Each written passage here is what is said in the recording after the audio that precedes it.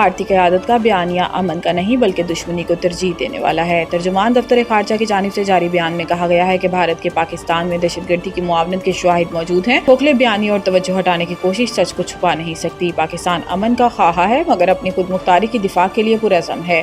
ترجمان نے کہا کہ بھارتی قیادت کا بیانیہ امن نہیں دشمنی کو ترجیح دینے والا ہے۔ بھارت کو پاکستان کو عدم استحکام کا ذمہ دار ٹھہرانا حقائق سے انحراف ہے۔ ترجمان دفتر خارجہ کا کہنا تھا کہ مقبوضہ کشمیر کا تنازعہ خطے کے امن و استحکام کے لیے بنیادی خطرہ ہے۔ پاکستان کشمیری عوام کی خواہشات اور UN قراردادوں کے مطابق حل کا حامی ہے، جبکہ مسئلہ کشمیر کو نظر انداز کرنا خطے کو بد اعتمادی اور تصادم میں جھونکنے کے مترادف ہے۔ ترجمان نے مزید کہا کہ حالیہ واقعات سے واضح ہے کہ جنگی جنون اور دھونس بے سود ہیں۔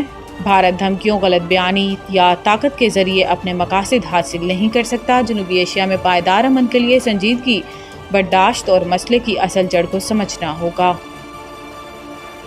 نون لیگ نے ملک کو ایٹمی قوت بنایا، چین کے ساتھ مل کر JF-17 دیا۔ نواز شریف سابق وزیر اعظم اور مسلم لیگ نون کے قائد میاں محمد نواز شریف کا کہنا ہے کہ مسلم لیگ نون نے پاکستان کو ایٹمی قوت بنایا۔ پچھلی حکومت نے جو ملک کا حال کیا تھا اسے مسلم لیگ نون بتدریج بہتر بنا رہی ہے۔ نون لیگ کے نواز شریف نے لندن پہنچنے کے بعد میڈیا سے گفتگو کرتے ہوئے کہا کہ مسلم لیگ نون نے پاکستان کو میزائل ٹیکنالوجی دی، ہر شعبے کی ترقی میں مسلم لیگ کا کردار ہے۔ نواز شریف نے کہا کہ پچھلی حکومت نے جو ملک کا حال کیا تھا مسلم لیگ نون بتدریج اسے بہتر بنا رہی ہے۔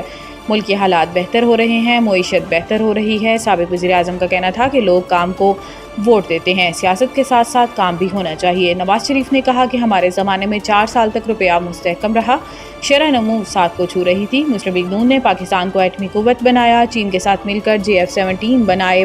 واضح رہے کہ نواز شریف اپنا چیک اپ کروانے لندن گئے اور وہ عید بھی وہیں گزاریں گے۔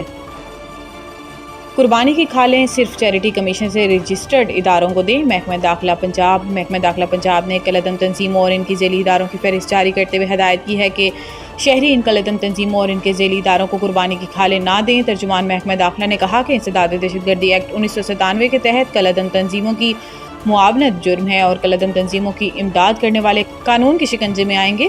محکمہ داخلہ نے کہا کہ قربانی کی کھالیں صرف پنجاب چیریٹی کمیشن سے رجسٹرڈ اداروں کو دیں۔ رجسٹرڈ اداروں کی تصدیق ان کے سرٹیفکیٹ پر QR کوڈ سے کی جا سکتی ہے۔ ترجمان نے مزید کہا کہ شہری یقینی بنائیں ان کی امداد دہشت گردوں کی بجائے صحیح حقدار تک پہنچے اور اس کے لیے رجسٹرڈ اداروں کی تفصیلات محکمہ داخلہ پنجاب کی ویب سائٹ پر دیکھی جا سکتی ہیں، جبکہ پنجاب چیریٹی کمیشن اور نیکٹا کی ویب سائٹ پر بھی تمام کالعدم تنظیموں کی تفصیلات ہیں۔